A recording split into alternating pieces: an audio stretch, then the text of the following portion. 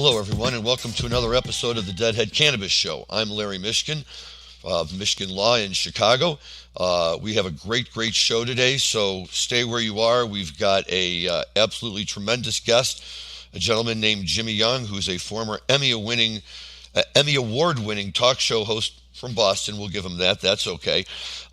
He now has Cannabis Media, and he's out there everywhere in cannabis. And thanks to some crack investigative work by my co-host Rob Hunt, we also discovered that Jimmy has more than a few Grateful Dead stories that he can share with us that are going to be very fun and entertaining. We want to listen to that.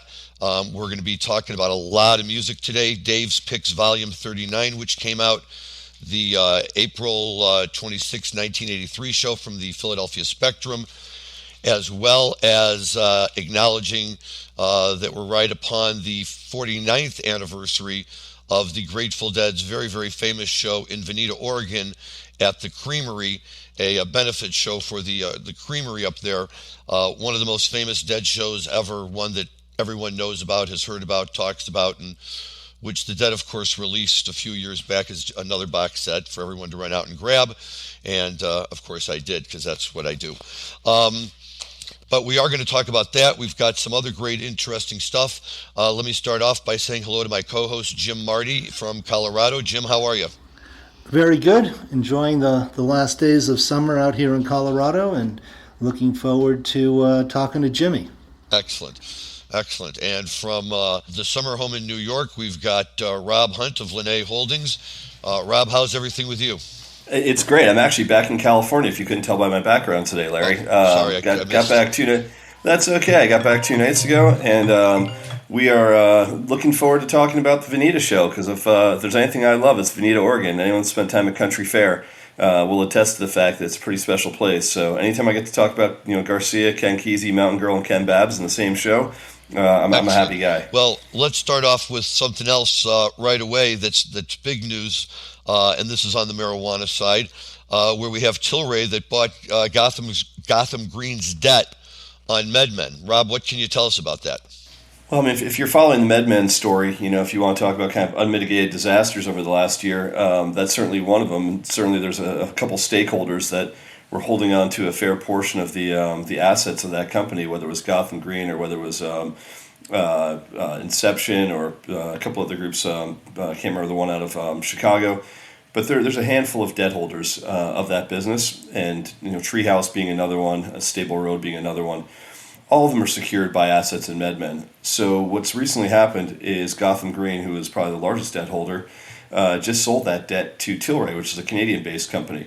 And the reason this is newsworthy is, the Canadians have all been trying to figure out a way to enter the U.S. market, but they are, barred from doing so if they're actually directly plant touching. Tilray is I believe a NASDAQ or New York Stock Exchange listed company.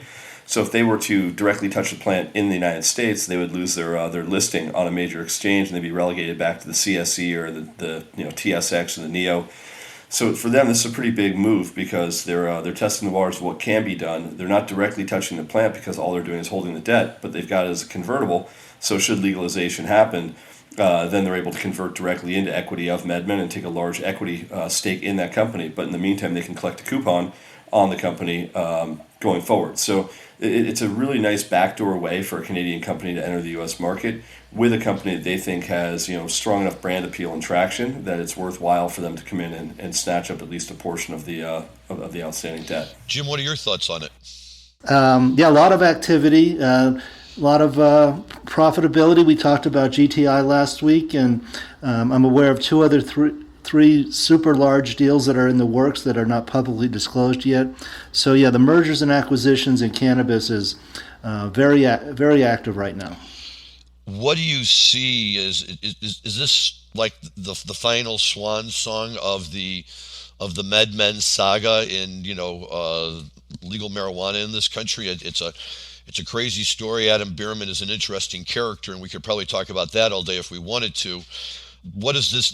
Are they just gone now? They're out of the picture, Rob? All of this is just happening with them on the sidelines? It is. They were ousted a while ago, and quite honestly, I'd rather poke myself in the eye with a sharp stick than talk about Adam Bierman for an episode. It's probably the best thing that could have happened to that company to watch him and Andrew Maudlin get ousted out of that business. they left a trail of disaster in their wake. And the people that actually are the debt holders in that business are now trying to figure out what to do. So as I said, it wasn't just one group that was holding the debt; it was multiple groups. And so you think about where MedMen was located. They had California assets, they had New York assets, they had I think Florida for a period. They've sold off different pieces to different groups. So a lot of these have been just acquired. So the people that were holding the debt are now made whole. But the fact of the matter is, say what you want about the founders and say what you want about the issues they had. The brand itself is still a very well-recognized brand. And if you're not in the cannabis industry, you don't know any of that stuff. All you know is that you recognize the name. They've got stores all over the place. And, for a while they did a better job branding themselves than any other group from like a marketing perspective. MedMen was terrific. And so, there's groups out there that are willing to take a chance despite the fact that the company was just hemorrhaging cash for a long time, that if they can actually stabilize the business and they can sell off different assets and leave it as kind of one core, MedMen asset that remains, then for somebody it's going to be valuable. It's a question of how. So, what's happened this year is you watched a massive run up in the stock price in early February. It's since then, kind of creeped back down, but it's never creeped back down to the levels it was at back, post the run up in February. So it's got some stability. It certainly has, the Robinhood and the Reddit guys watching it closely. The volume on the stock is great. But it's it's not even like a top 4 tier. It's a bit tier player at this point. I think it's a sub-$100 million market cap, and that's largely because it's sidled with so much debt. But if you can fix some of those issues, and all you're left with is the brand has value. Well, and like you say, the real benefit of this is it's hopefully establishing a game plan for how Canadian companies can get involved in the U.S. right now, if that's something they desire to do. Yes, we're seeing some very large and profitable cannabis companies. I was visiting with one of my Colorado clients, and they said they're up to 1,500 employees. I mean, that's a big business. That's not a mom and pop. No, not at all.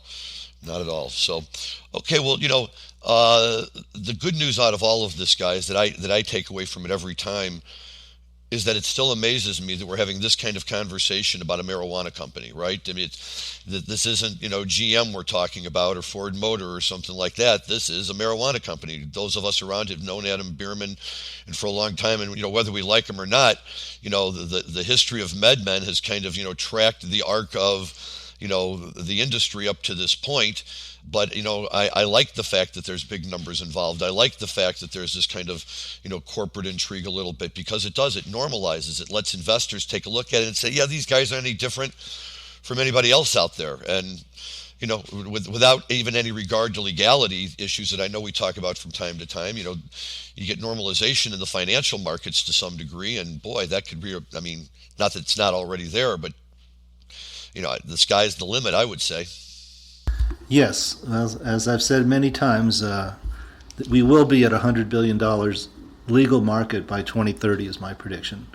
So we have a long way to go because we're only at about 25 billion annual right now on the legal market. So 70% still the illicit market. Okay.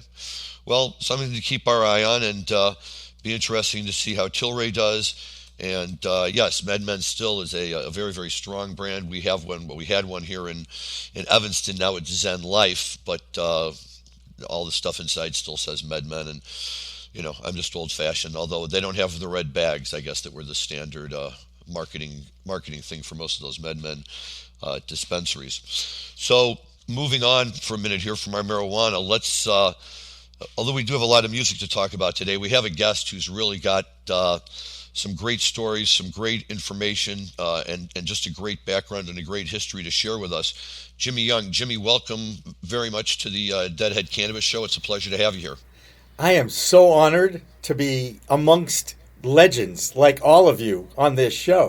The fact that you could incorporate me on a Deadhead show alone is quite a thrill for me, okay? I just got to say. Well, we were very thrilled. We had seen your professional background and your professional history, which was intriguing enough. But like I say, when Rob did about 30 seconds of deep digging, the stories that came to the surface convinced us that you were a guy we had to have on. So we can get to all the dead stuff in a minute. Larry, I was just going to say, when someone tees it up like that, just take a moment and absorb the fact that finally we have a guest that recognizes greatness. Thank you. You know, it's so rare that our guests come on and actually see the hosts for what they are. But Jimmy, thank you. It's taken 120 episodes before we finally have someone that says like. So it's thank you, Jimmy, for we'll just bask in that for a quick second, and now we can move on. Please bask. This is why I like having Rob as a co-host, because he's got the insight to recognize these moments while I would just barrel forward and not think about it till later. So well played, Rob. Thank you. Well, hang on a second. Now, you guys are able to actually recite dates, times, concerts. You remember, the playlist of these concerts that you went to. I mean, I'm fascinated by the whole culture, always have been, okay? Just because I was a sports guy doesn't mean I don't appreciate great music, great genius that has been part of the Grateful Dead legacy over my entire life. I will have you know. Well, I was going to say, right, and we can always get into those stories right away, because anybody who can hang out and talk sports with Bill Kreutzmann till 4 a.m. in the morning, that's a guy I want to get to know. It happened. It happened. What can you tell us about Billy? Is he a big sports fan? He must be if he's talking to you all night. Well, think about it. They all were. They were all Giants fans, right? They were all big baseball fans. Since we booked this, I've had an opportunity to meet a guy by the name of, is it Cameron Sears? Who's the head of the foundation. So it turns out he's got a place in Massachusetts on Cape Cod. And during the go-between, between Jerry's birth and Jerry's death, right? Right? I learned about this year. So, it's never too old for a dog to learn new tricks, okay? And found out that he was the one who put together the Oxford Plains Speedway concert in 1988, I want to say, in Oxford, Maine. And I was a sportscaster at the CBS affiliate in Portland, Maine from 1981 to 1992, which is how I got to hang with the Dead one night. Actually, a few nights. And I heard a reference in the setup where you guys were talking about the helicopter rides that the Grateful Dead used to take from concert to concert or wherever. So they had to take a helicopter from Oxford, Maine to Cape Elizabeth, Maine, where the band was staying at a beautiful beach resort called the Inn by the Sea in Cape Elizabeth that was run by now ex-wife number one and her current husband, who was the general manager of that particular inn, let's just say. But I do remember them landing in a cornfield in Cape Elizabeth at about 12:30 in the morning, and the Cape Elizabeth police had created this heliport with their headlights, right? About 10 of I think it was the entire member police force of the Cape Elizabeth, Maine. And the helicopters were landing, and they blared Dark Side of the Moon out of the loudspeakers. And the band coming off the helicopters, I mean, it was a scene from your brain, if you will, of the Dark Side of the Moon and of Pink Floyd's music, and they loved that. They thought that was the coolest thing, and the fact that I was there, and I admit it was 12:30, it was after hours. I was buzzed. I thought it was really cool too, but the coolest thing about that was hanging out with Billy Kreutzmann till 4 a.m. talking about what was higher, closer to the North Pole, Portland, Maine, or Portland, Oregon. And this was before Google, guys. Okay, so we're thinking, we're looking at a globe, and we're trying to. You guys remember what? I think it's Maine, isn't it? Did you ever figure it out? It actually was Portland, Maine, but not by much, and not by much. So yes, but it took us 4 hours to figure it out. It was really a lot of fun, and yes, we did talk about sports as well. I'll give you a weird stat, Jimmy.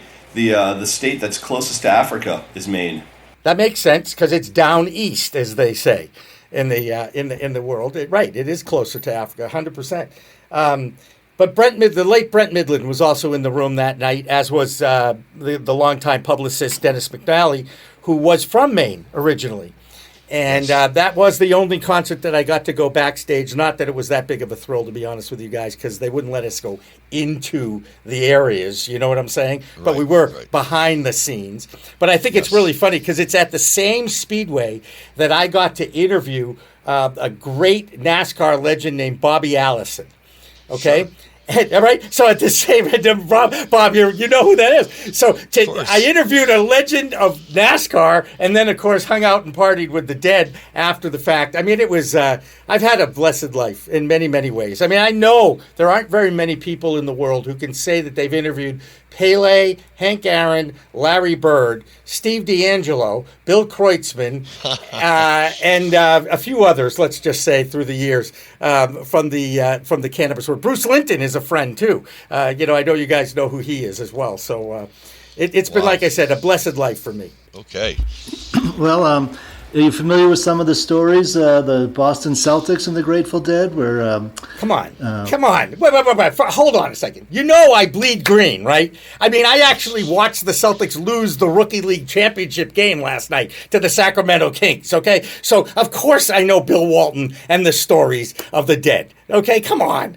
And how we used to load up the Celtics and take them out to Worcester for Grateful Dead shows? Absolutely. And one of these days, I think I've only... Did I ever interview Bill? I don't know. He was at Larry Bird Night. I was at Larry Bird Night when I interviewed Magic Johnson. But I don't know if I ever got a chance to interview Bill Walton. I would love. That's one of those that's gotten away from me. I would love to interview Bill Walton. If you guys know him well enough to make an intro, because we know enough of the we know enough people in common that we could have a great conversation. Yes, I'm sure. And then, Jimmy, did you ever get to any of the Grateful Dead shows at the Boston Garden? I did not at the Boston Garden, but at the Cumberland County Civic Center. They played there once, and I did get to see them there. That was in Portland, Maine. But guys, look, I listened to them since I was a kid. Okay? I mean, I used to wear Jerry Garcia ties every time I did a sportscast in Boston when I had my own show. I used to start my Saturday night show off with, "Hi, everybody, welcome to one more Saturday night Sports World with Jimmy Young." I mean, it was just my standard line, I love, what a long, strange trip it's been. I use as many different lines as I possibly can in whatever conversation I have. So while I never dropped acid and followed them around the country, I do appreciate the fact that I've qualified for a Deadheaded Cannabis podcast show. Okay. You know what's so funny, Jimmy, is that as Deadheads, we always recognize the newscasters or the sportscasters that do that. Whether it's Katie Tur, the way she does it with fish, or Jake Sherman does it with fish. There's a lot of people, like we even know, like in games, like in the Super Bowl when it goes to commercial break and you hear like a Dead song or a Fish song, you always wonder who the person is that's making that decision. But it's kind of that whole idea of we are everywhere. You see it all the time, and there's these subtle references that are made, which pretty much gained you an audience. You probably didn't realize it, of Deadheads all over. Like, going, I'm listening to Jimmy Young because that guy, he makes Grateful Dead references. And for me, that's like a deciding factor all the time. You're like, okay, I'll turn on that newscaster, that sportscaster specifically because I think, okay, they're one of us. Yeah. Well, I appreciate that. And don't forget, I've always been a champion of the little guy, if you will. I believe in, we have an opportunity in the cannabis world right now to right a lot of the wrongs about this failed war on drugs. And I really champion that. I think having Muhammad Ali as a true hero of mine growing up in the 60s, someone who stood up for an unpopular war and was willing to give up his greatest professional years of his life to believe in something that he knew was wrong, still impacts my life in many, many ways. Yeah. And the way Kaepernick has today. Right. And even now, as I look into the history of cannabis in the United States and see the role that race has played in this, it really bothers me. It gives me even more passion and drive for continuing to tell the stories about cannabis on our shows and in our content that we share. And we live stream 24/7 on ProCannabisMedia.com. I'm going to give shameless plugs as much as I possibly can, guys. Okay. Can you repeat that? I think I heard ProCannabisMedia.com. Is that correct? That's correct. That's exactly where you can find 24/7 streaming of our Roku channel and our Apple Plus channel. And, of course, we also live stream a couple of shows a week, including The Business of Cannabis every Friday at 4 p.m. Eastern on all of your social media platforms, your Facebooks, your YouTubes, your Periscopes, your Twitches, your wherever else I can put a live stream up. you know? Well, the best part is that our wonderful producer, Dan Humiston, will make sure all of that information is on the show notes for people who come and watch the podcast. So that's always our closing question is, Jimmy, how can our fans get a hold of you? So that's right. Well, it's Jimmy at Pro Cannabis Media. And trust me, I get a ton of junk mail because of that, but I don't care, okay? Because it's all part of the deal, right? And Jimmy, what are some of the recent topics you've explored on your show? Oh, goodness gracious. Well, I just did a LinkedIn Live about an hour ago with a guy named Rick Thompson out of Michigan. And we were talking about, obviously, the CAO, the Cannabis Administrative and Opportunity Act that our U.S. senators have put out there. And we've talked a lot about how there are elements to that public discussion bill. I don't want to call it a bill yet because it really hasn't been introduced as a bill. It's a draft of a discussion to talk about. But, and I think I heard Larry, you said, I pinch myself. We're talking about weed being legalized in the United States of America. I'm 64 years old in a couple of weeks, guys. I never thought in a million years I'd be going from sports talk to weed talk. Okay? It's amazing. What a country, as Don King used to say, right? What a country. I reinvented myself as an attorney, 25 years out. All of a sudden, I became a popular person to talk to at cocktail parties. That's it. Well, whatever it takes, Larry, I suppose. Absolutely. And when people ask me, by the way, about, hey, where should I invest? I hear cannabis stocks are great. Where should I invest? I go, find a good law firm because the lawyers are going to make out on this baby for years to come, right? They can't even get the licenses issued in Illinois without round after round of lawsuits. It's we just stand at the trough. And once again, I throw this out there every now and then, but my favorite all-time line for that is Jim Marty's line from the very first time I met him at the MJ Biz conference, and he talked to all of us about where the business was and was going to be, and he said, for you professionals, it is a cornucopia of billing. Yes, exactly. Cornucopia of billable hours. Billable hours, 100%. I love that quote. Do I have to attribute that to Jim Marty now? You sure do. I do. It's a great line, and it really speaks to what's happening. And yes, as a professional, it's wonderful. There's all this great stuff to work on. It beats the hell out of, talking about widgets and stuff like that. And, you get to deal with people who have interests that are common to yours. And what's nice is, you still get people in the industry who are surprised that any lawyer can come in and start actually talking the talk with them, and can show their bona fides. And yes, I'm familiar with all of that. And yes, I've been down that road. And you can talk to me like you talk to your partners and all of that. We're hip, cool, whatever you want to call it. My kids won't call me hip and cool. Yeah, They'll just call me an old man with a lot of knowledge for whatever that's worth. So I take that and I'm happy about it. And I'm been called the OWG. Okay, so I'm comfortable with my old white guy status. All right. Yeah. It's just, right. But I am painfully unhip when it comes to. I listen to the same music I listened to guys in the 60s, 70s, and 80s. I just, I'm a classic rock guy. San Francisco Sound, the Airplane. I love them. So, Jimmy, let me ask you a quick question with that in mind. When you went to see the Oxford shows in Maine, I think which was July 2nd and 3rd of 1988, what did you like better, Little Feat as an opener or the Grateful Dead as the main event? It's a no-brainer. Come on. I love Little Feat. I just heard it on my playlist, okay? Willin, thank you very much. But the Dead, hands down. Come on. There's a reason why there's an opening act and then there's the main act, okay? You know that Willin was the song that got Lil George kicked out of Frank Zappa.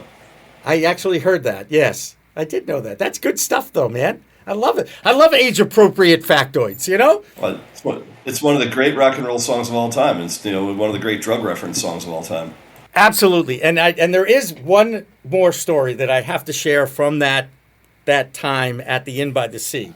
And Larry, we talked about it. I got an opportunity to interview Trixie Garcia few months ago. And that's up on my In the Weeds podcast. By the way, In the Weeds with Jimmy Young. Make sure you put my name in there, please, because there's about 1,000 other podcasts called In the Weeds, but only one with Jimmy Young. Okay? And it's with Trixie Garcia. And it has to do with that time when they were staying for that concert. And I had a dog at the time, and I was walking my dog. And I'm walking my dog around the suite where Jerry was staying. And I knew he happened to, which suite he was in.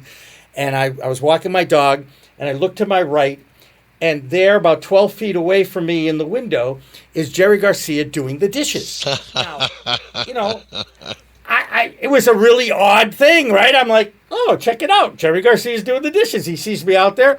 Nice, friendly guy. Waves. I wave back to him. You know, hey, how you doing, right? So, of course, I asked Trixie. I go, Trixie, did he do the dishes all the time? And she says, are you kidding? Never. I never saw him do the dishes, ever. You know, and I said, well, I guess that was a rare sighting then, because I definitely have that embossed in my memory as my up close and personal with Jerry himself. If you remember what dish detergent he was using, you can make somebody very rich. No, I don't. And I'll tell you the sad side to this. So Grandma on my maternal side many years ago passed away that weekend, guys. So I literally went from 4 a.m. with Billy Kreutzmann to 9 a.m. pallbearer in the synagogue for my grandmother's funeral. Oh, it was, you talk about a high to a low, but needless to say, I was in a very good mood when it happened, and she lived a wonderful life, and but it was a crazy time in my life, needless to say. Very cool memories. Very cool memories. Wow. Okay, and what got you into broadcasting in the first place? So, oh boy, that's a question that I can answer very quickly. I was an athlete my whole life, I swear, and I did play college soccer in the 70s at Tufts University, my alma mater. I had ripped up my ankle for the second time my junior year. I didn't know what... Go Jumbos. Go Jumbos. Who knows about the Jumbos? I did my last semester of college at Tufts. Oh, very cool. All right. What year was that, Rob? I was in my mid-30s. I spent my 20s and late teens skiing and following the dead, so I didn't make it back to college until much later. You do qualify as a deadhead then. Congratulations. Yeah, so great time. Anyway, but so I ripped up my ankle, didn't know what the hell to do. Friend of mine was a pioneer of Tufts Television, one of the founders of it. And he said, what are you going to do now with all your time that you're not playing soccer? And I go, I really have no idea. And he goes, well, how would you like to produce sports in Boston at Channel 4? And I go, I know nothing about television sports production. He goes, no, you know sports. And I go, yeah, of course I know sports. I love sports. I grew up with sports. I'm from Boston, for crying out loud. And he goes, well, you get college credit to watch sports on TV. And I go, ooh, sign me up for that. I'll take the college credit for watching sports on TV. So that is kind of how I got out of thinking I would be a teacher and a coach my whole life, and became a sports producer at age 20 for the NBC affiliate in Boston, and then was in Portland, Maine at age 23 at the CBS affiliate doing weekend sports, and then came back to Boston, my career goal, in 1992, and had my own sports talk show on a 24-hour regional news channel called NECN, New England Cable News. It still exists and was just sold for, I think, $110 million to NBC Universal a few years back. So I didn't screw that one up, and won an Emmy Award for a talk show I created for kids, a sports talk show for kids. So, and in fact, if you are watching the video record of this, I always have it purposely placed over my right shoulder, if you will. I'm very proud of my little trophy. So there you go. That's my story. Well, thank you, Jimmy. Yeah, we were talking before the show started that you and I grew up watching a lot of the same shows on WBZ in Boston. Yes, we did. We talked about, I think it was Captain Kangaroo and Rex Trailer and a few other black and white specials, right? I used to watch them every morning before going to school. Wow. That's great. I love age-appropriate people, guys. This is awesome. This is awesome. We try. And we have to drag Rob along. He's the baby of the group, but he can hold his own pretty well, too, if he has to.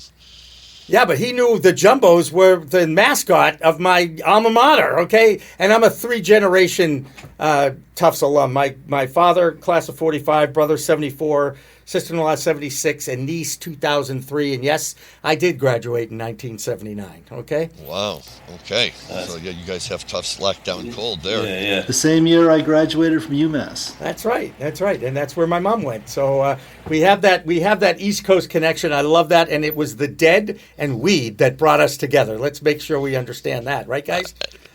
As much as we can say it to people, 100%, it's a great way to live. In fact, Jimmy, we're going to switch gears a little bit and talk about some Grateful Dead music, and you are certainly welcome to hang out with us for the rest of the hour. Well, I appreciate that, but I think you guys know I do have a very important appointment coming up in a few minutes that I really do have to get to, because even though I was an athlete once, I've had 4 surgeries in 22 years. It's one of the reasons why I qualified for a medical card in Massachusetts in 2013, and I had horrific back spasms a couple of days ago, and I have got to get to the masseuse that I go to on a regular basis so I can actually function. But I got to tell you what a thrill it's been just to talk about these times with you guys. I so support the cause. I love that the dead are still alive in our hearts and our memories forever. I believe that is Bob Weir coming back with Dead again or to Fenway Park this summer, or have they already been here? I may have missed that. But, no. Early September, and I think they're doing what I used to call Great Woods in Mansfield. Right, and it's still Great Woods in Mansfield. Okay, so there you go. I think the Xfinity Senator, right, Center. But yeah, that is it, guys, and I really do appreciate it. And again, I'm so proud of the fact that we are living to tell the story of those who have made a difference in all of our lives, and how cannabis has saved our lives, cannabis has changed our lives. That's why I started this company, was so that people would have a safe place and a friendly place to go to tell their stories. And obviously the Deadhead Cannabis Show is keeping that spirit alive as well, and I salute all of you. And again, if any of you want to subscribe, like, and share our stuff, I so appreciate it. We're doing great with our people are discovering what we're doing now. And I'm so proud of the 7 other producers that work with me. We've got a morning show that we do live with the great Green Nurse Group. And our Business of Cannabis show is Fridays at 4 p.m. Eastern. And please, please, please like, share, subscribe. I will do the same to you. And more importantly, as I fade off into the sunset, as I go down the road feeling bad, okay, I'm going to put on some Dead on the way to the masseuse and think of this moment because as great as it was that I got thrown in the Charles River by Bobby Orr once, this has been one of the highlights of my broadcast career. I really do believe. Well, now we're going to have to bring you back to hear that story. Yeah, I know how that works too, guys. You know how to find me. I'm the St. Louis Blues fan who still has nightmares of him soaring through the air after he scored the winning goal in OT. Oh, at Glenn Hall, I remember that. It was it Glenn Hall in goal? Noel Picard. Yeah. Yeah, Glenn Hall was in goal and Noel Picard That's hit right. him. And I've seen the autographed pictures. I've got the autographed pictures of both Noel Picard and Glenn Hall and Bobby Orr. It's awesome. Happy to tell you that story on another show, guys. More importantly, you're coming on my show. We will. Okay? Can't wait. I was a paper boy for the Boston Globe, and I delivered that newspaper with Bobby Orr diving across the front of the net. I hope you saved a copy, okay? I've been waiting my whole life for Bobby Orr to throw me in the Charles River. I can tell you that story, and there is video that exists of that as well, guys. So I look forward to continuing this conversation with you guys. Keep up the good work, and again, thank you for allowing me to come on.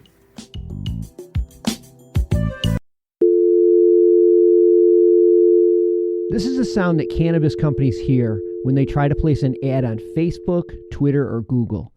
The tech overlords' arbitrary discrimination against our industry is unfair, but until they change their restraint of trade policies, we need an alternative way to share our message with our customers.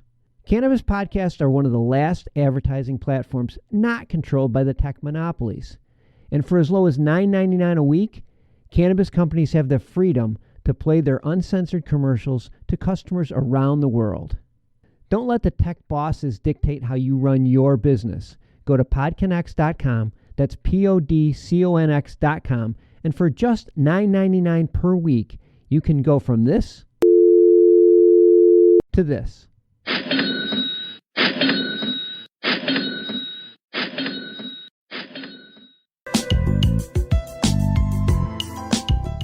That's actually a great segue because, Jimmy was talking about Trixie Garcia, and we were going to talk a little bit about Veneta, Oregon. And, a lot of people don't realize that Trixie wasn't just raised by Garcia, but she was also raised by Mountain Girl and Ken Kesey. And anyone that's been to Veneta, Oregon and been to the country fair will realize that, Ken Kesey was really the muse behind the country fair and a lot of the things that happened up there for many, many years. So if we're going to talk about Oregon, we're going to talk about Veneta. There's no possible way we can do it without talking about Ken a little bit, without talking about the Springfield Creamery and the Veneta show from, I believe it was August 27th, 1972. Is that right, Larry? That's correct. Yep. So we're sneaking up on a 50th anniversary here, and it is a great show. And for our listeners, we're swinging into this for a minute, but we are going to circle back around to Dave's Picks 39. So if you're waiting to hear about that one, please hang tight. But Veneta, given the fact that it's an anniversary and the significance of the show, I guess what I like about it is it's certainly one of the times when there was a big show and the Dead lived up to the bill and really delivered with, just a classic performance. There's been many a time when everybody gathered saying tonight's going to be the night for Jerry to explode, and he explodes in the wrong direction. But this show was just solid from start to finish. The music is great. The song selection is great.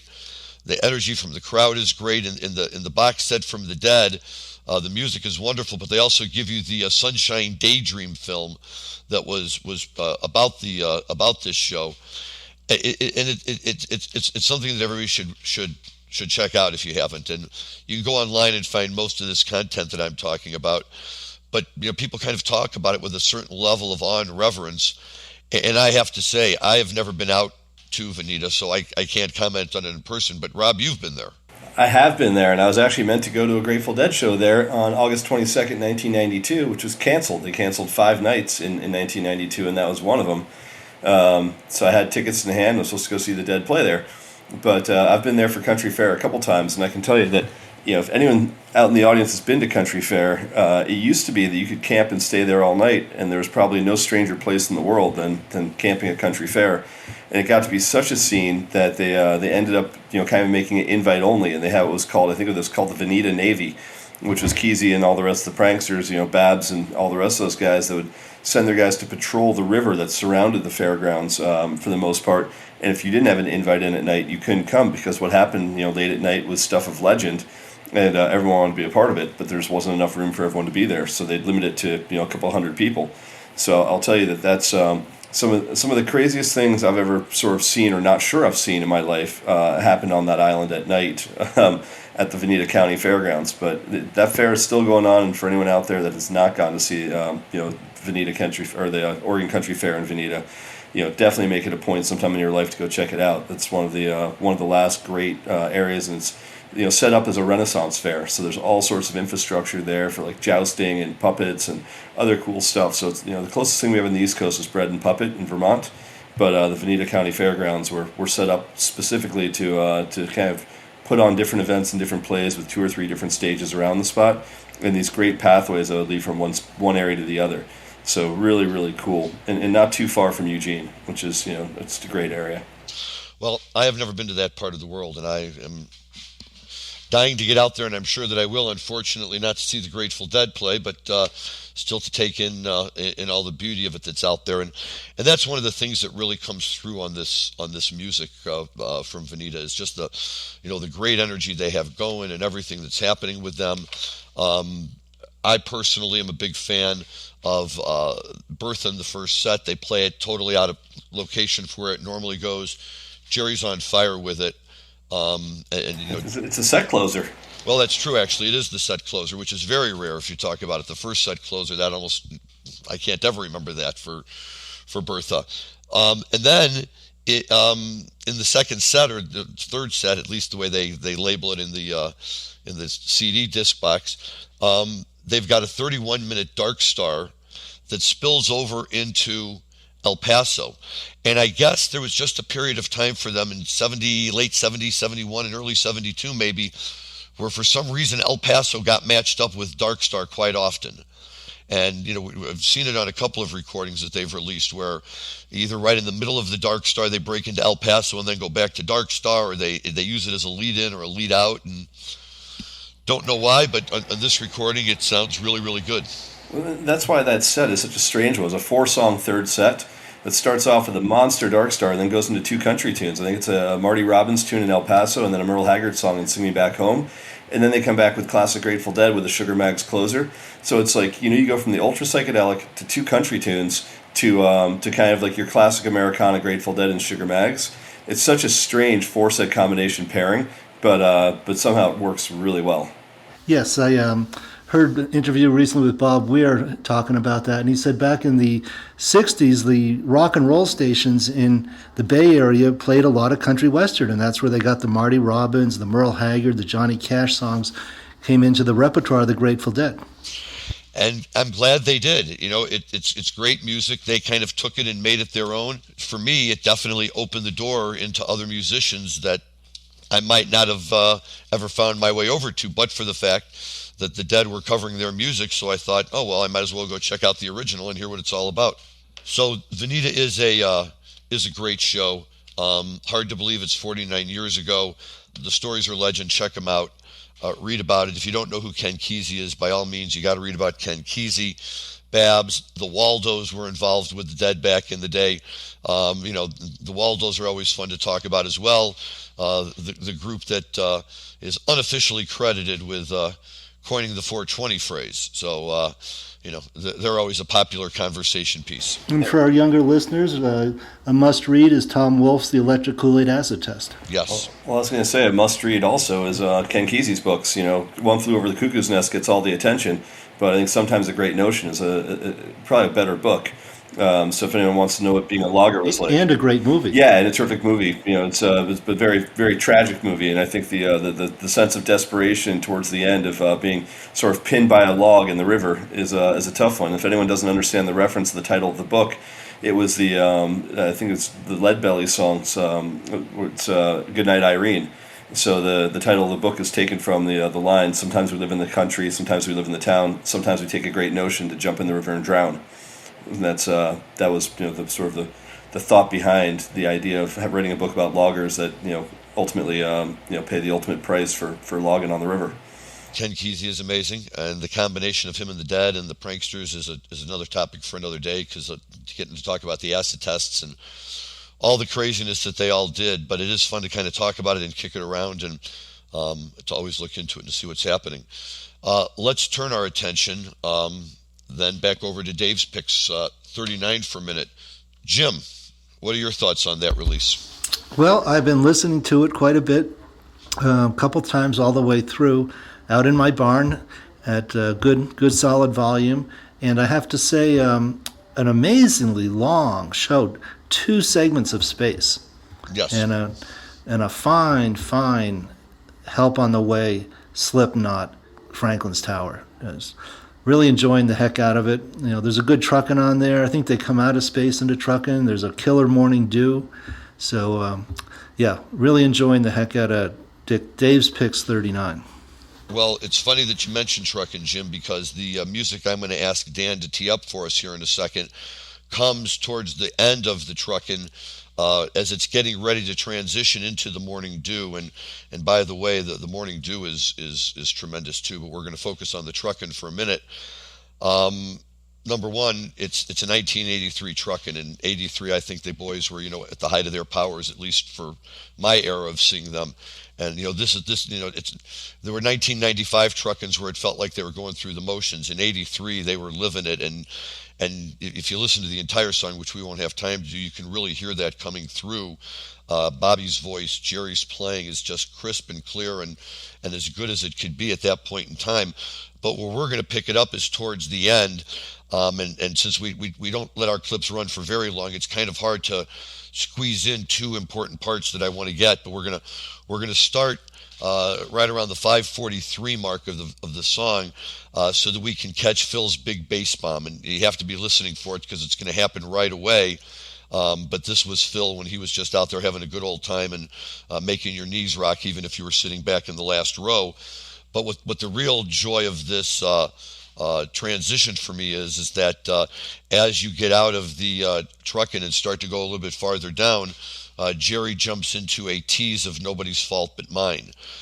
Nobody's Fault But Mine is a tremendous number that the Dead did from time to time. I saw him do it in 1985 in Kansas City, and it's just a great song. So without any further ado, the Grateful Dead from April 26, 1983 at the Spectrum in Philadelphia.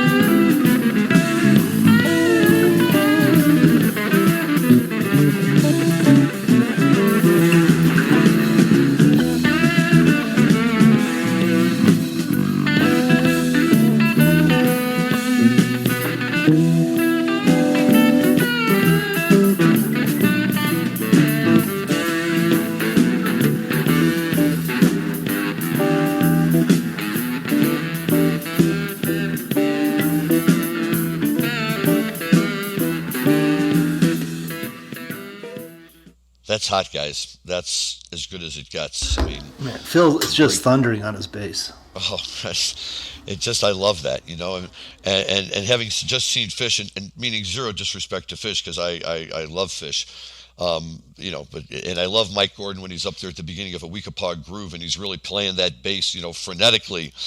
But, there's just something special about a Phil bass bomb when he just, gets in the mode just like that, and he drops 2 or 3 of them in a row. And really, you could be sitting in the last row of the auditorium and your knees still knock from it. It's just, if you never experienced it live, try and go find Phil and Friends and see if he'll give you one, because once you felt it, there's no going back. But I love the way Jerry just kind of picks up on a slight hint of Nobody's Fault But Mine and jumps right into it, and really takes it and runs with it for a minute there. And another thing about Fish that I really like on their webpage is when they list all the songs, the guy gives the content at the end and says, in the middle of this, Trey teased that, and Mike teased this, and I would love that, for the Dead, for somebody to compile, to go back through some of their shows and just mention all the times they tease tunes without ever really going into them. Because if you were there that night, boy, at that moment you thought we're getting Nobody's Fault But Mine, and they turned out of it. Now, they went into Morning Dew, so I don't think too many people were disappointed. But it's just a great piece of music. Could have been a spoonful also. I was thinking about that as well. Yeah, they tease Spoonful in the middle of that. Yeah, they did drop in a Spoonful, and they can play them all sometimes so they're almost indistinguishable. But it was a great tease, and I suppose coming out of Truck and Spoonful would have been the logical call, which was something that was not uncommon for them to do back in the day. And Spoonful is always a fun tune to hear Bobby sit there and try and crank out some blues and everything, and he does a respectable job, I suppose. But this is just really a great show from a great period in the Grateful Dead life, and in a venue that was a pretty run-of-the-mill hockey arena for the most part, right in the middle of Philadelphia's sports arena row there, where they had the Vet and RFK? JFK. Right, JFK, and the Spectrum all lined up one after another. And I have to confess, I never saw a show in the Spectrum, but I have friends who did. My wife saw one there, and very rarely did I hear somebody come out of the Spectrum and complain about a show that they saw there. More often than not, they were raving about it. And I got arrested in the Spectrum. Oh, for? Just, going to a Dead show. Smiling on a cloudy day. General nuisance for breaking into the NBC press box and drinking all their beer, but nothing serious. That I could see where they might do that. But in a little foreshadowing for people who like to plan ahead, be sure to tune into our show early April of next year, because we will absolutely be talking about the Dead's '82 show at the Spectrum, and what I think is the greatest Shakedown Street ever played. It's an amazing place. It brought out the best in them, and it's not surprising to get a good release out of there. And I'm glad that Dave is focusing a little bit more on our era. Jimmy liked to talk about being age appropriate. Well, for me, age appropriate is the shows from '82, '83, '84, '85, and that whole era that's woefully unrepresented in the Dick's Picks and Dave's Picks lexicon today. So hopefully we're gonna get more out there. So for the last couple of weeks, I've been teasing a book review by, I think, one of the finest books on that era of the 60s and 70s by Roni Gizem Stanley, who was with Stanley from the early days, from 65 right up through when he died in 2012. They were great friends, lovers, mother of Starfinder. And so she met him when she was going to college in San Francisco around 1965 with another young woman by the name of Melissa Cargill. And those two women had a love triangle with Bear. And they were his assistants in the lab. And they helped him batch his LSD. And she has such great inside stories of Bear and how he, kept wads of $100 bills in his boots. And, his whole business theory on LSD was that it was a community service. He wasn't really doing it for the money. And this inside story she has, she was rode with Jerry on the helicopter to the stage at Woodstock. And a few weeks ago, we had Sandy Troy talk about how there was a skinny dipping lake behind the stage at Woodstock. Well, she went skinny dipping with Phil Lesh. I mean, she has just great stories. She was right there for the whole thing. She was at Altamont. She knew the Hells Angels. She had sex with Terry the Tramp. I highly recommend this book. That's something you like to go home and tell your mom. My Life with Owsley Stanley, My LSD Family by Roni Stanley. So good stuff. And, like I said in an earlier show, so many of the Grateful Dead books, they're almost all written by men. The Grateful Dead are all men. It's from a man's perspective. This is totally from a woman's perspective and what the free love was like in the 60s and, what somebody was wearing the first time she had sex with him and just the things that only a woman would know. She talked about how they would get dressed up real sexy with pump high heels that she called "Come Fuck Me Pumps." Okay. So very much a woman's point of view. Great book. I will say. First of all, I love the fact you brought Melissa Cargill because she's like the unsung hero of the LSD movement. Everyone knew about Bear. Everyone knew that Owsley was doing his thing, and Tim Scully was the other guy that a lot of people knew about. But Melissa Cargill went on and continued to make LSD for a long time. And both Bear and Melissa came from pretty affluent families. This wasn't something they had to do. Bear was a kind of a trust fund baby, and was out there just turning on the entire world.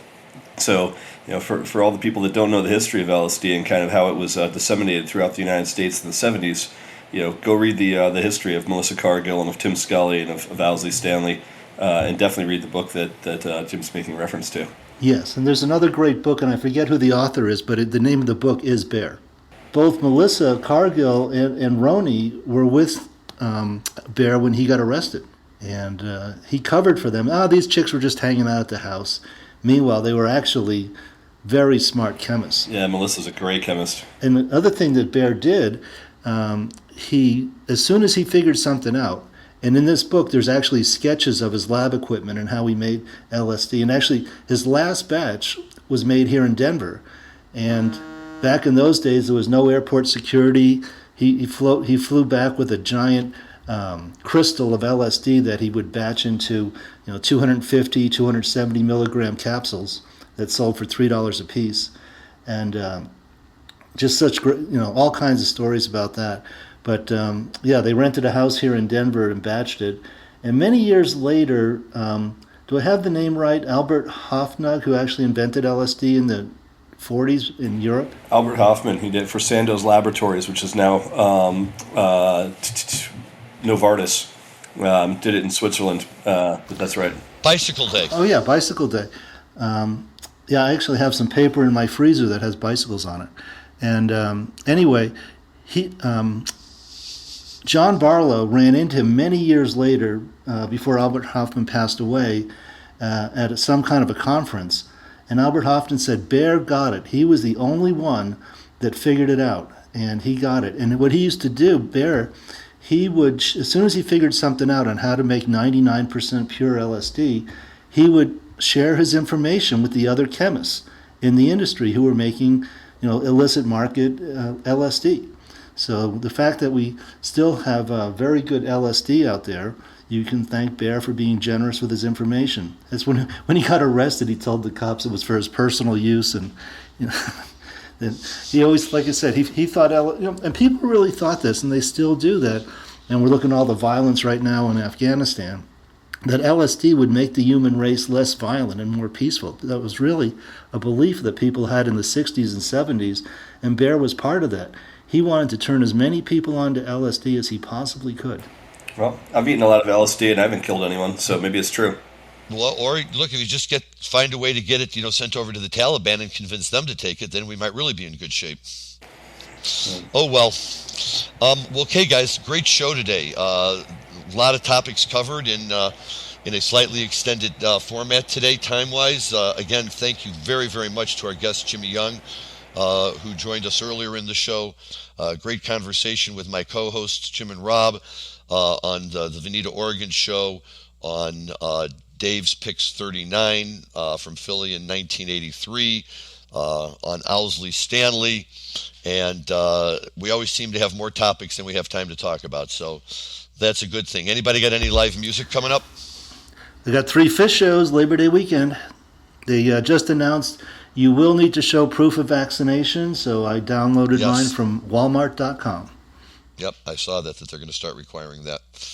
So good, that'll be fun in Colorado that weekend. That's my son's wedding, and all of his fish buddies will be, unfortunately for them, at the wedding and not at Dick's. But they'll be checking, their phones every night to follow along and see what they're missing. So hopefully, as much as I hope you have great shows, Jim, I hope that they're not the greatest shows of all time, so my son has to live with the ignominy, or whatever the word is, of having had gotten married and pulled everybody away from Dick's at the wrong moment. Well, they're playing really well. They are. You can always send your kid over to Jim's freezer, prior to the wedding. Just give us the passcode. It's all good. Absolutely. 2 popsicles, some ice cream, a steak, and the bicycles. Absolutely. Okay, guys. Well, thank you all very much. Jim, any parting words? Just over and out from Denver, Colorado. Very good. Rob? And we'll see you next week for another fun week of the Deadhead Cannabis Show. Absolutely. Thank you all for listening. Enjoy your live music if you get out to see it. Stay safe, be healthy, and enjoy your cannabis responsibly. Talk to you next week.